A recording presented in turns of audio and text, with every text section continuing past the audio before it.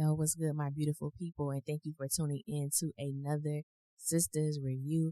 Y'all already know I got a raspy voice, and my voice may be a little bit more raspier because last night, for some reason, I started kind of losing my voice. So hopefully it doesn't affect the audio. You guys can hear me. It doesn't, distort the sound too much. My voice a little heavier. But if so, I can turn this into a Key Sweat in the Sweat Hotel. You feel me? Oh my God. I'm a nut. Anyway, let's get into this review. Thank you guys for continuing to watch, continuing to support. I greatly appreciate it. I really do from the bottom of my heart. So if this is your first time listening to one of my reviews, coming to my page, welcome. If you are a returning family member, it's always good to hear from y'all, see y'all comments and everything like that. And y'all know how I do. So let's get into it. Now, the episode opens up with Maurice and Alonzo standing outside of the bank in the parking lot. And basically, Alonzo is there to intimidate Maurice. You've already beat this man before. You figure that he must have some sense of fear of you because of what you've done to him previously. And so basically, he tells Maurice, I am not here to hurt you. I'm not here to fight you, beat you up. I just want you to drop the charges because they are charging me with a hate crime and it's affecting my reputation. And I said, my God, the audacity, Jesus help us. I'm thinking because you're talking about something affecting your reputation when you beat this man so incredibly bad that he went into a coma. And then you beat him so badly that he was left outside from night until morning until Sabrina was coming into the office. So it's like, dude, nobody have no sympathy for you. It was a hate crime. And Maurice was like, you should have thought about it before you did what you did. And so Alonzo wasn't expecting Maurice to be so bold in his delivery, but I loved it. Maurice then backed down. Maurice was going toe to toe with him. And so he was a little taken aback because, as he stated, I didn't come here to fight you. I basically came to threaten you to change these charges. And the thing about Alonzo was not only did it appeared he had some type of gratification or pleasure into doing what he did to Maurice because he kept bringing it up. When Maurice stated, I just got out of the hospital, he stated, I know I put you there. So it was like he had this braggadocious kind of vibe with him because of what he did. You beat somebody or you attacked somebody when they weren't expecting you. You caught them off guard. So we don't have no respect for Alonzo. Alonzo can kick rocks and all of that other good stuff. So to close out this storyline, it made me feel so great.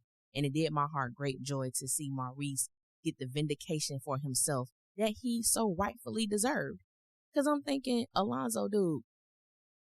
Then we find out that Maurice actually has a restraining order against Alonzo, which Alonzo obviously couldn't care less about because he was there.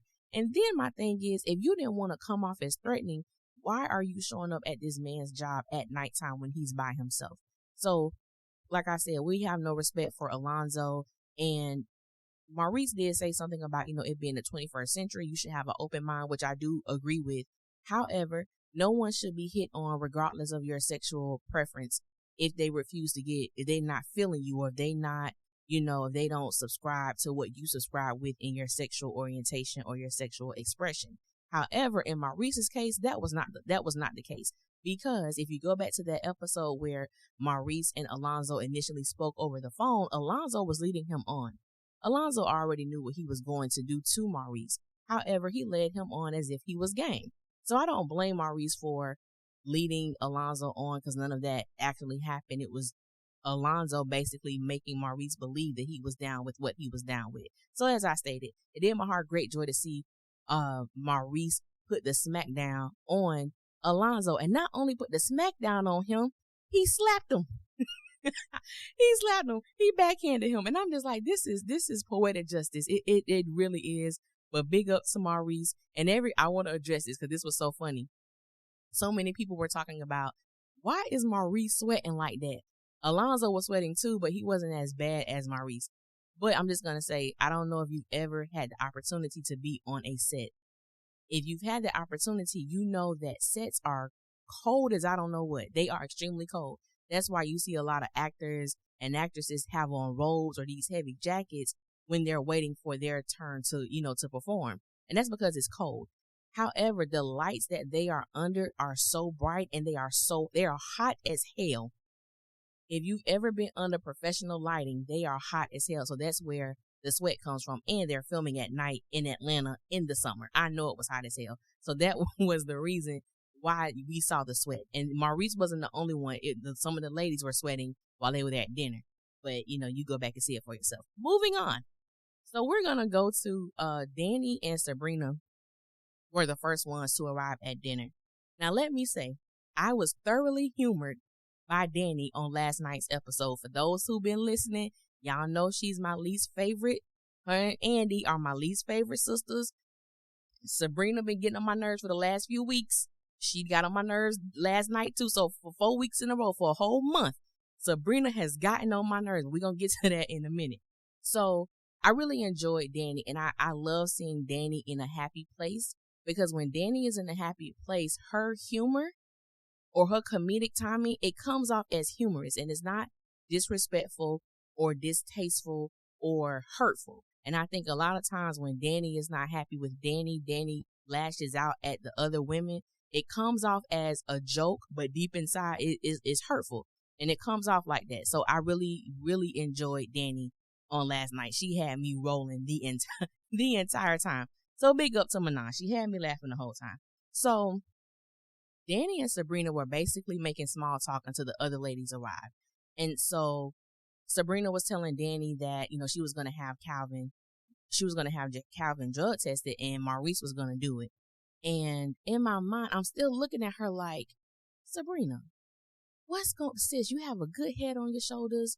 You the supervisor at the bank.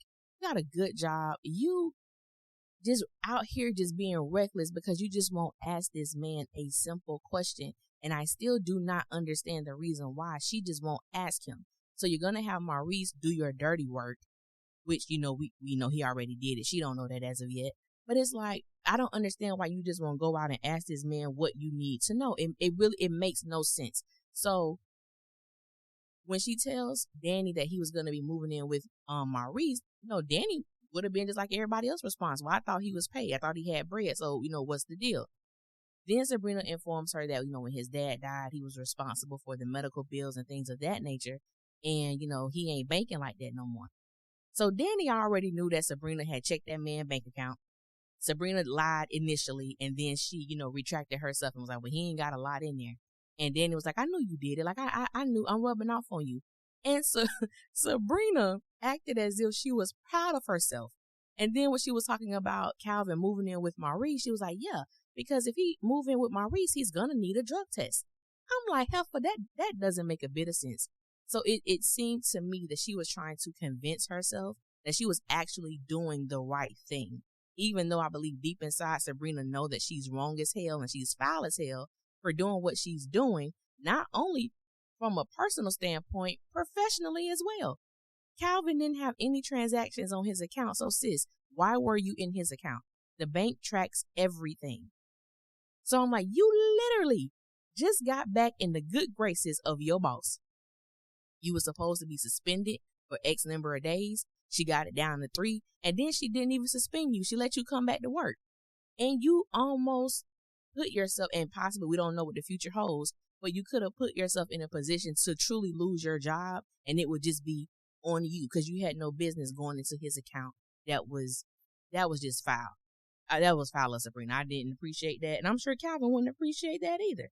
So I'm just like, sis, you just don't want your job. That you just do not want your job because now you being stupid like Andy, jeopardizing your job, your coin for a man. But unlike Andy, you're doing it for a man who you claim you don't even want, or you're confused about if you want him or not, or where y'all stand. That's even Sabrina. We gonna move past Sabrina. So Karen arrives when Sabrina and Danny are talking about the drug situation. So when Karen sits down, she was like, oh, who on drugs? So they didn't answer her question. They kind of like, nobody, whatever. And so they both was just staring at her. And, she kind of looking at them like, what y'all drinking? They were drinking margaritas. She got her one, and then she got around for the table. So Danny was like, ooh, new dude, who this? And so they could both tell that there was something different about Karen. She had such a glow. She looked really nice. She changed her hair. And I forgot that was their first time seeing her with her hair changed. So Danny and Sabrina was like, well, damn, can we have whatever you own? And so it didn't take Sabrina long enough to figure out, oh, I think Karen has Aaron. Like, that's what she owned. And Karen was like, no, it ain't even like that. In that country accent. And so Danny was like, have y'all had sex? And she told her no, other than the time they almost did, they didn't have sex. She was like, I'm just in a good mood. Like, generally, I'm just in a good mood. I've been in a good mood all day. But Aaron did put a smile on my face. So they asked, what did he do, sis? And she was like, well, before I came, he asked if I needed any money. The reaction of Danny and Sabrina had me hollering because it was like, what? Oh my God, we've never had this. How do we get this? So they was like, he got a brother, twin, uncle, father, granddaddy. What's up, sis? Put us on. And so, Karen laughing like, no. And she was like, I've never had a man to do that. Zach didn't really do that. She was like, even my own damn daddy has never done that. And I believe that's the second time that Karen has made reference to her father. So maybe we'll learn a little bit more about her parental situation for her to bring that up. It lets me know that she doesn't have a very good relationship with her dad. And even with her mom, you could tell her mom was in and out of her life because her mom was in the military. So I'm interested, and I hope there was a lead way for us to find out more about her background, and not only Karen, but the other women as well. So I thoroughly enjoyed the scene that was just Karen, Danny, and Sabrina. They told her that they were happy for her. They could tell there's been a change. Like, why? Like, she's just so, bubbly and chippy, and she's just not that person. And so for me, as a woman and as a friend to others, and others are friends to me, when your friends recognize that you are changing, it's a beautiful thing. To recognize that, oh, she normally would say this, but now she's saying this, or she normally would carry herself like this. Now she's carrying herself like that. And I think that Karen's change is for the better. I think it's a beautiful look. And it's just really, it was gratifying seeing Sabrina and Danny be happy for her, because anytime Aaron is mentioned, anytime Aaron is around and Andy happens to pop up, her vibe is like, ugh. Her vibe is it's like, for some reason she's not happy with herself. I believe that Andy is very she has very low self-esteem, and she's very insecure. And so when you see someone happy, when that is your personal state of mind, it's hard to be happy for someone. Genuinely, it's hard to be happy for them. And that's kind of what I see with Andy. So I could really appreciate the scene with the three of those women. So let's get to Gary, and I'm probably gonna end his stuff real quick, because Gary really irritated the hell out of me last night. So when we first see Gary, he is stalking Andy. He's sitting outside of her apartment, just there. He's so angry, and just, I don't even know what he's angry about. That's the thing. Like, bro, what are you angry about? So his friend called him, whose name I cannot remember at the moment, called him to basically ask him, where are you? He told him where he was. Why are you there? And what happened was, a lawyer friend happened to see the rental car that Gary was in and called his friend. I can't think his name is Ellis. I don't know for sure. But anyway, to alert him, to let him know, hey, I saw Gary and this is where he is. So he was begging Gary to come over.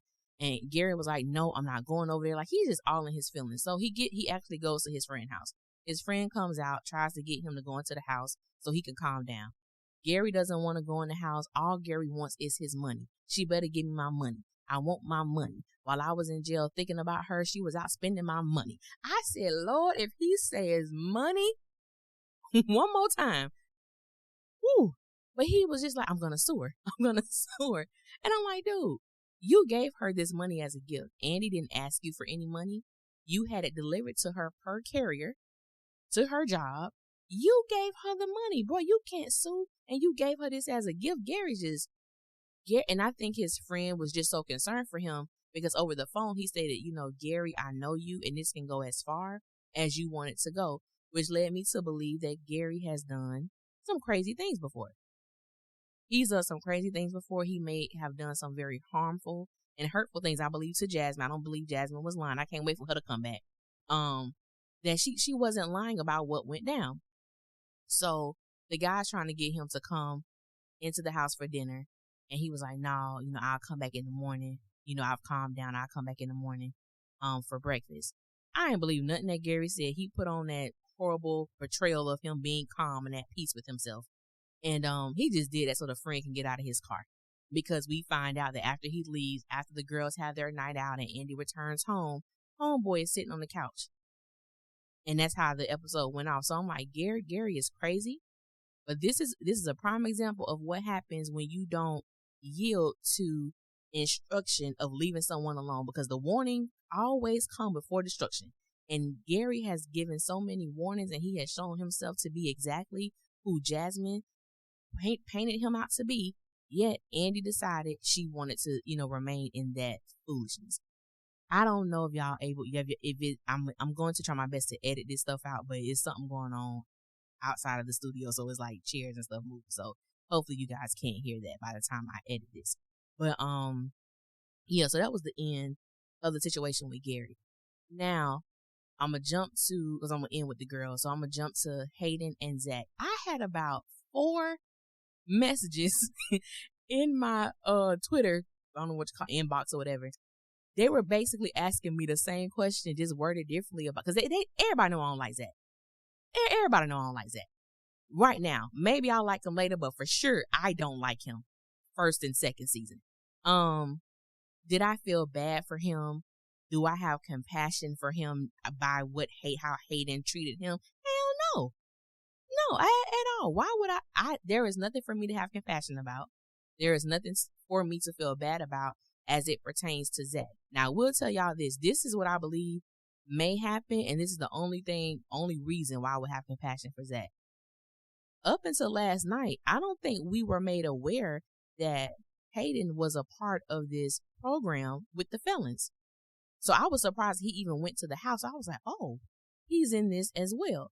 And so by him having access to Zach's personal information, his private information, his jail time, what he was charged for, because they always do a background on the felons who are working with them, I could possibly see Hayden being so jealous and being so obsessive with Fatima that he would do his best to try to trap Zach in some crazy situation. I could really see that. Now, that I would feel bad about, because Zach has not done anything that will warrant him to be kicked out of the program or to go back to jail.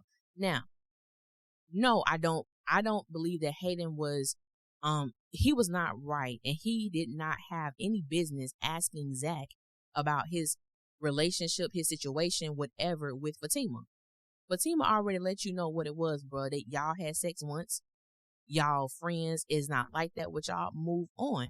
And then to go to Zach to basically hem him up in a verbal dispute about what's your thing with Fatima, what y'all got going on. Is not like her to show up at the house. Well, bro, you take that up with Fatima, not Zach. But one of the other reasons why I have no sympathy for Zach, because the dynamic between Hayden and Zach is the same dynamic that was between Aaron and Zach. Not once had Zach disrespected Hayden, came off left with Hayden. He doesn't even know Hayden. The same way it was with Zach and Aaron. Aaron never came off left field with Zach. He's never disrespected Zach. Zach has been a complete asshole to this man. Why? Because this man is slowly but surely winning the heart of the woman that you love. Anybody would have a problem with that. But Aaron has never, to me, done anything warranted to how Zach had treated him. So it's karma. That's the way I see it. And anything negative that has transpired between Aaron and Zach has all been initiated by Zach. So, no, I don't feel bad for him. I feel like he's getting what he put out.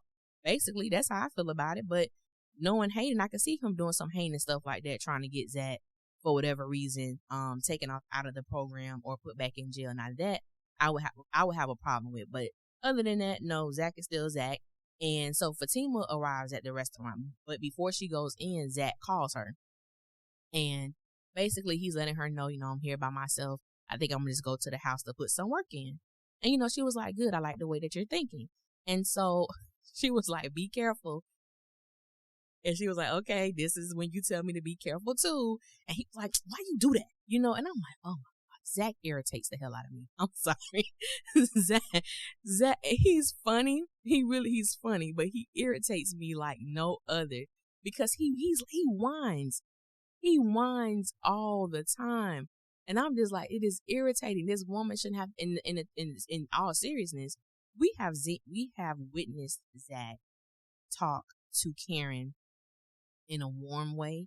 We have witnessed Zach talk to Karen in a way that a woman would want her man to talk to her. So we've seen that side of him. So it's like, it's not that he can't do it. He just refusing to do it. I believe Zach still feels a way about finding out about Hayden. Now, this was before he actually met Hayden. However, it was like, yeah, I just think Zach was kind of still in his feelings, and he didn't have a right to be in his feelings either. So anyway, that was kind of like the situation with Zach and Fatima. She like, well, I have, if I don't show you, how you gonna learn? I'm like, nah, Heifer, I like you, Fatima, but you a real cocky one. Okay, you real cocky. So Fatima enters the restaurant. So Danny and Sabrina, they don't know her.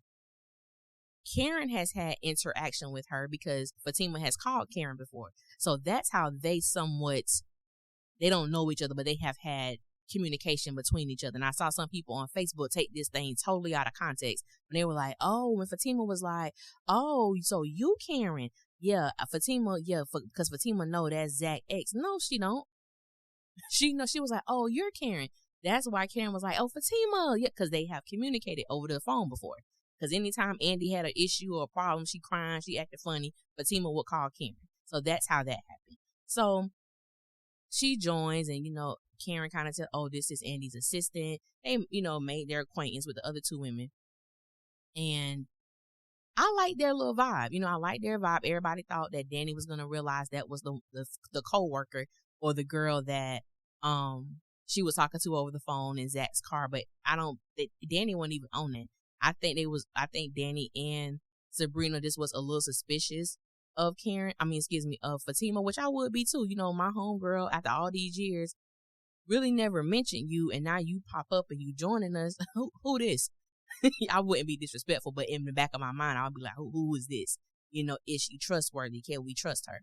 And I think Fatima did a great job. She came in, sat down, told Karen that she likes her hair, and it opened up for her to give a past experience about a bad situation she had with a stylist. So I think Fatima, she came in and, did what she had to do. And so Andy was late, which I'm trying to figure out why the hell Andy was late when you got on the least amount of clothes, sis. What took you so long? Anyway, they was like, where's Andy? What's going on? Fatima ordered her, a drink as well. So they're just communicating and things of that nature. And when Karen went to go call Andy, she was Danny was like, look at Karen's dress, like, And so look at she all covered. And Fatima was like, I like her dress. Sabrina was like, I like her dress too. And so she went to Fatima. She was like, you don't know how she used to dress. Like, you don't even know how she used to dress. So Andy comes, they sit down, and she let everybody know that she got her job back. She got a raise and a new position. And, she was just happy about it. Of course, they already kind of knew what the news was about, but they congratulated her, as she told them her great news. And so it was interesting to see the dynamic with Danny and Karen, them being the only ones who have a man waiting at home for them when they get home. Soon as I get home, they have that. And so they get to Sabrina. Sabrina didn't want to tell them what was going on with her and Calvin. Basically, Danny was like, you might as well tell them, like, go ahead and tell them what's going on. So she did, she wasn't ready to commit. And she just thought it was too soon. And they just was giving each other advice. What I really loved the most, that scene wasn't what most fans wanted. They thought Zach was going to come. They thought Zach's name was going to be brought up, and they thought it was going to be a whole bunch of drama. But I'm thinking, Fatima, to me, why would she get mad? Hell, we found out that her and Danny had slept with the same man. So why she gonna get mad? Why would Karen get mad with Fatima? Because she's dealing with Zach. Now, number one, we found out when it came to the men situation that Fatima doesn't want to be committed. Fatima wants to date different men and find out what she wants. Now, I gotta call Fatima out because Fatima said, no, not like that. I'm not sleeping with them. I'm just, Heifer, what you doing with Zach then? Because you darn sure not slept with him and trying to sleep with him, I guess, at every opportunity that you get. But I don't think Fatima considers herself dating Zach. So I really would love to know what's her definition of what she's doing with Zach, because it seems to me like Fatima likes projects. Fatima likes things she can build and control and can contort into what she wants it to be. That's the vibe I get from her. Now, I like that vibe. People give Fatima big ups for that vibe. Now, if one of the other 4 women did that, y'all be calling her a hoe. But Fatima, she cool, so she get a pass. I get how people think and how things work. But if one of them other girls did that, people would be, not saying y'all like as in y'all listen. Some of y'all might fit into that. But as a whole, it would be like, oh, she a hoe. She don't even know this man. Blah, blah, blah. But Fatima slept with Zach on the first day. Hell, she knew him 1.5 days, slept with him, and it was no problem. So I see how people do. But anyway, I love the girls' vibe. Then they started talking about just how we found out. Because now what they do is, especially Sabrina and Danny, they just put each other business out. Like, I'm going to put this out here, now you fill it in. Because they were trying to figure out, she brought up about the whole meth thing. And Karen was like, black people do meth? Like, really, black people do meth? And so Andy was like, nah, I don't think you do. And so they was like, well, Danny, how do you know that? Why would the bartender tell you that? Sabrina was like, oh, because she went home with him. And they was like, what? Andy, of all people, you went home with the why did you go home with the bartender? Danny says, why did you go home with Paris? Number one, because I wanted to. And number 2, I know Paris. I said, baby, you gonna sit up here and a lot of these people? Danny was like, Bear, you just met him. And so Karen was like, ooh, she got you that girl. Just leave it alone. And so Andy was like, oh, the preacher's wife is talking. Now that was funny as hell. And then Karen was like, it worked for making good shit. She got Devon, baby. He is fine. So I loved how they had Fatima and Karen basically on this vibe. They were vibing together. And I really enjoyed that, because I don't think it's going to be what everyone is expecting it to be. And so Karen and Danny didn't want to drink too much because they know they had a man back home waiting for them. And so Karen was like, first initially Danny was like, all of this stuff right now is making me think of rodeo. And so Karen was like, yeah, that's Aaron. I wonder what he doing. Let me text him. If y'all look at Andy's face, Andy gave her like, I'm like, Andy, you such a hater, dog. You such a hater. You such a hater. I'm happy for Danny. I'm happy for Karen. Y'all do y'all thing. I'm happy for them. So, while all this is going, Danny is the only one who recognizes that Calvin is on a date with another woman. Sabrina instantly takes off her earrings. I'm like, sis, wait a minute. Hold up. You say you don't want dude, right? Why are you getting like this? So Calvin actually comes over, and Sabrina, she looks at him. She don't acknowledge him. She says nothing to him. When he comes over, Danny was like, oh, hey, girl. I was like, really, Danny? You would. You would be the one. But she did that, and he basically just walked away. And so I'm thinking Sabrina. See, this is one of the reasons why Sabrina gets on my nerves. She wishy-washy. You told this man after y'all had sex you didn't want to be with him. He slept in your bed until we didn't. That was the last time we saw them together. So when he comes up, you acting like you in your feelings. Why?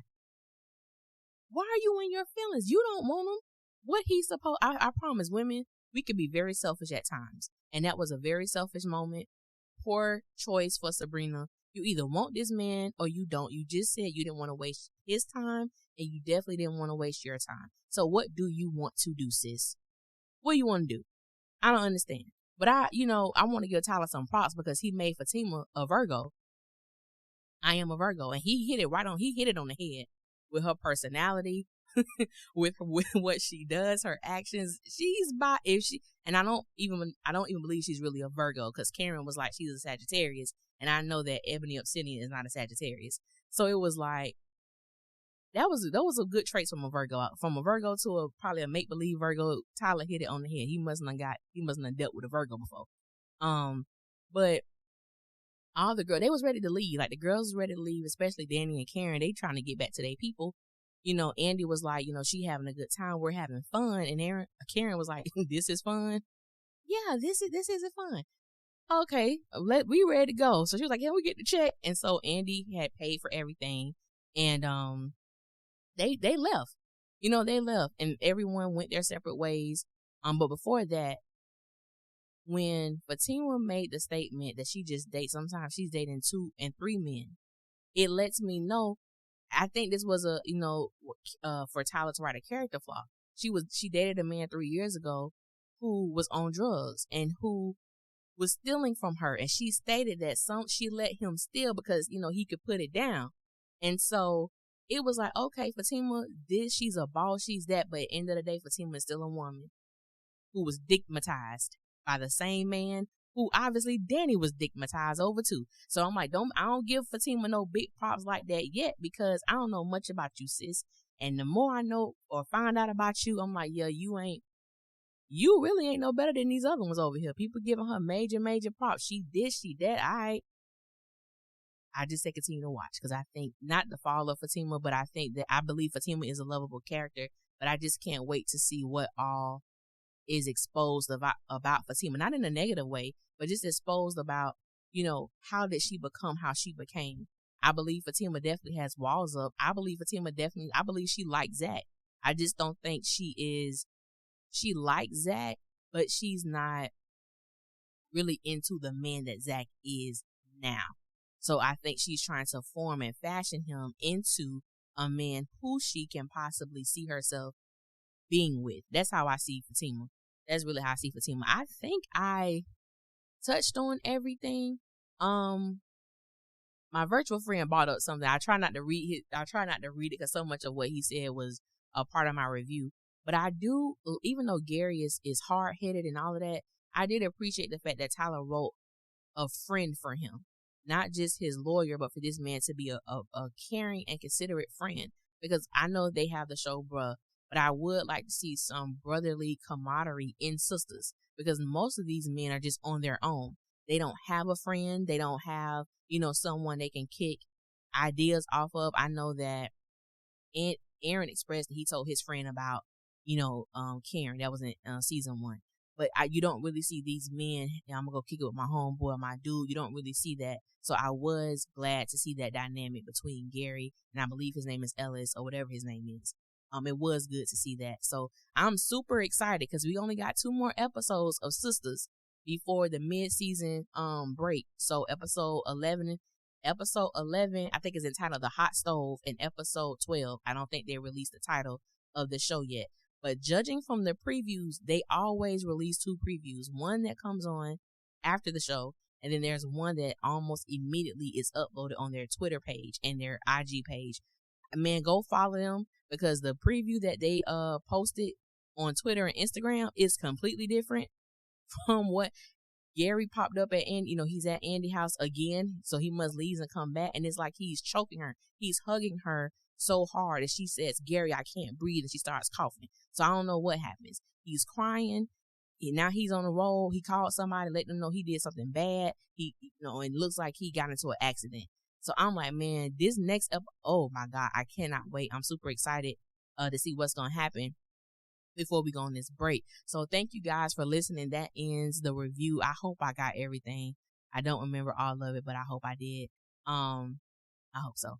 But so now that ends Sistas review. So I'm going to transition into House of Payne. So I did watch House of Payne. It was a struggle to watch as well. Not as well, but it was a struggle to watch it, like it is for me for most of the shows. To know that Caleb was trying to get Jasmine to sleep with him. That's what he wanted. He's done it many times before, as we heard in his conversation with I was about to say Lance, Lord. His conversation with Calvin, and Ella and Curtis comes back.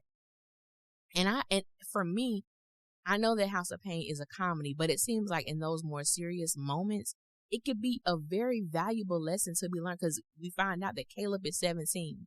He's about to turn 18, but he's 17 years old. You are his sexing all these girls. You trying to be the first person that Jasmine has sex with. So he's very experienced to be 17.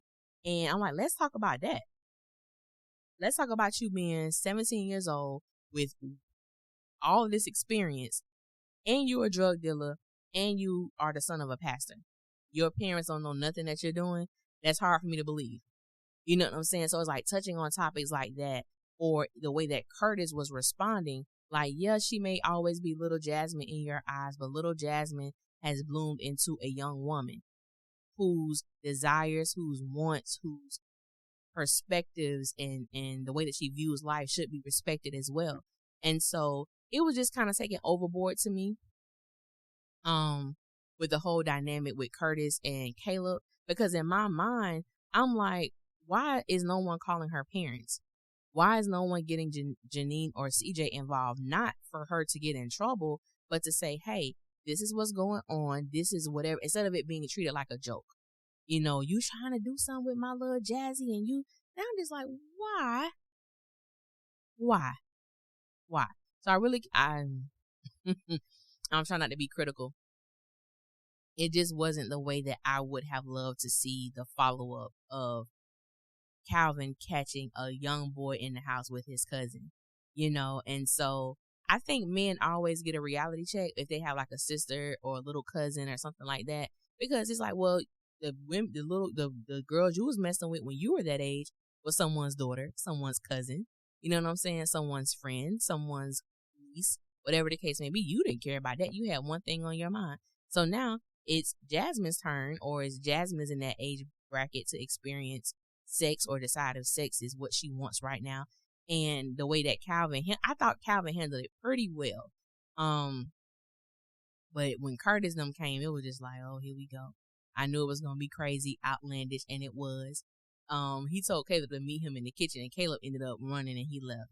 And I think it ended with Ella and Jasmine sitting in the living room. And I really hope they have like a really good conversation. I know they had one when the show first aired, but it's like really having an understanding of what is it that Jasmine wants, what is it that she don't want, you know, because I mean they raised her well, that she's able to make certain decisions and stand on the foundation that her family has laid before her. At least right now, she's deciding not to have sex.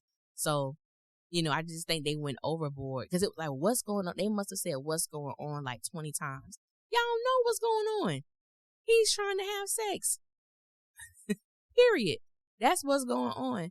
So I don't understand. I thought it would have been really great, like if Calvin would have had like a man-to-man conversation with him, because you're closer to his age bracket than Curtis is, but someone that he can, you know, look up to, respect, and all that other stuff. I thought that was the direction it was heading down, especially when, you know, Calvin started recanting like how he was at that age and what he did and what he was doing. But then it took a sharp left, and I'm like, oh, okay, so this was going on. All right. But I would have appreciated that more. Overall, you know, it followed the same format as majority of the rest of the show's episodes. So, you know, that's what it was with House of Payne. So, yeah, I think that's all that I have. I think that's really all it was. You know, they were trying to figure out how Jasmine was even at their house, and she was telling them about a package, and Ella didn't know anything about the package, and Curtis was trying to like, baby, you don't know nothing about that package. And so, you know, it just, like I said, it followed the same format as the rest of the episodes. But yeah, that was pretty much my review of Tyler Perry's House of Payne. I don't remember what episode it was or the title of the show, but I will put it in the title of this video. And also for those who listen to my podcast, which is called It's Just a Show podcast, you may listen to it on Spotify, Anchor, wherever podcasts can be heard.